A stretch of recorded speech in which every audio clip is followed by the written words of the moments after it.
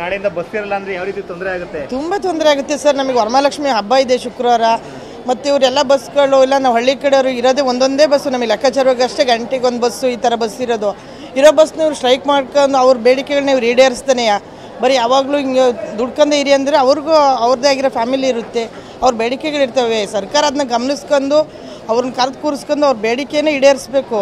ಅದು ಬಿಟ್ಬಿಟ್ಟು ನಮ್ಮ ಸಾರ್ವಜನಿಕರಿಗೆ ತೊಂದರೆ ಮಾಡ್ಕೊಂಡು ನಾವು ಅದರಲ್ಲೂ ಸಿಟಿಲಿ ಇದ್ದವ್ರಿಗೆ ಹೆಂಗಾರ ನಮ್ಮ ಹಳ್ಳಿ ಕಡೆಯರಿಗೆ ನಮಗೆ ಬರಬೇಕು ಅಂದರೆ ಹಬ್ಬ ಇರೋದ್ರಿಂದ ನಾವು ಹಣ್ಣು ಹೂವು ಬಟ್ಟೆ ಎಲ್ಲ ಖರೀದಿಸಬೇಕಾಗಿರುತ್ತೆ. ನಮಗೆ ಹೋಗೋಕ್ಕೆ ನಾವು ತುಂಬ ಈಗಲೇ ಆಲ್ರೆಡಿ ಕಾಯ್ತಾ ಇರ್ತೀವಿ. ಅದರಲ್ಲಿ ಬಂದಿರೋ ಬಸ್ಸಿಲ್ಲ ಅಂದರೆ ಮತ್ತು ಕಾಲೇಜಿಗೆ ಸ್ಕೂಲಿಗೆ ಬರೋ ಮಕ್ಕಳಿಗೆ ಎಲ್ಲರಿಗೂ ತೊಂದರೆ ಆಗುತ್ತೆ. ಆಫೀಸಿಗೆ ಬರೋರಿಗೆ ಪ್ರತಿಯೊಬ್ಬರಿಗೂ ತೊಂದರೆ ಆಗುತ್ತೆ ಸರ್. ಇವರು ಅದನ್ನು ಗಮನದಲ್ಲಿ ಇಟ್ಕೊಂಡು ಇವರು ಅವ್ರದ್ದು ಏನಿದೆ ನೌಕರರದ್ದು ಡ್ರೈವರು ಕಂಡಕ್ಟರ್ ಆಗಿರ್ಬೋದು ಅವ್ರಗಳ ಬೇಡಿಕೆಗಳನ್ನ ಆದಷ್ಟು ಈಡೇರಿಸೋಕ್ಕೆ ಪ್ರಯತ್ನ ಪಡಬೇಕು. ಬರೀ ಆಶ್ವಾಸನೆ ಕೊಡೋದು ಸುಮ್ಮನಾಗೋದು, ಆಶ್ವಾಸನೆ ಕೊಡೋದು ಸುಮ್ಮನಾದಾಗ ಅವ್ರಿಗೂ ಬೇಸರ ಆಗುತ್ತೆ.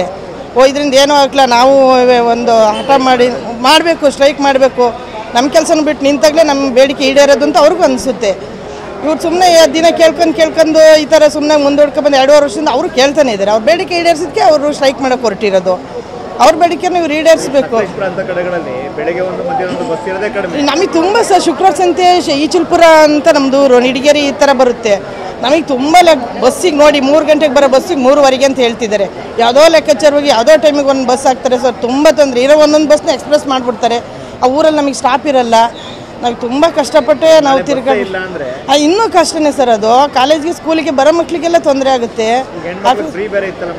ಫ್ರೀ ಇರೋದು ನಾವೇನು ಫ್ರೀ ಕೊಡಿ ಅಂದಿಲ್ಲ ಸರ್. ಅವ್ರು ಕುರ್ಚಿ ಉಳಿಸ್ಕೊಳ್ಳೋಕ್ಕೋಸ್ಕರ ಅವ್ರು ಫ್ರೀ ಮಾಡಿದ್ದಾರೆ. ಆಗಲೂ ನಮ್ಮ ಮಕ್ಕಳು ಸ್ಕೂಲ್ ಕಾಲೇಜಿಗೆ ಬರ್ತಿದ್ರು, ನಾವು ಬರ್ತಿದ್ದು, ಈಗಲೂ ಬರ್ತಿದ್ವಿ.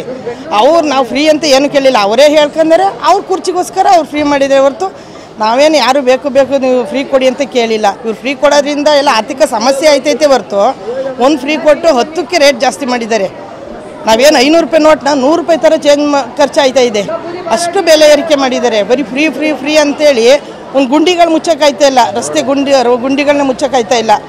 ಇಡೀ ನಮ್ಮ ಮಲೆನಾಡು ಭಾಗದಲ್ಲಂತೂ ನಾವು ತುಂಬ ಮಳೆ ಸರ್. ನಮಗೆ ಮಾರ್ಚಿಂದನೂ ನಮಗೆ ಮಳೆನೇ ಇದುವರೆಗೂ. ಇನ್ನೂ 2-3 ತಿಂಗಳು ನಮಗೆ ಮಳೆ ಇರುತ್ತೆ. ಇವು ಫ್ರೀ ಅಂತ ಹೋಗಿ ಅಂದರೆ ನಾವು ಬೇಳೆ ಅಕ್ಕಿ ಬೇಳೆ ಏನು ತರೋಕ್ಕೆ ಆಯ್ತಿಲ್ಲ.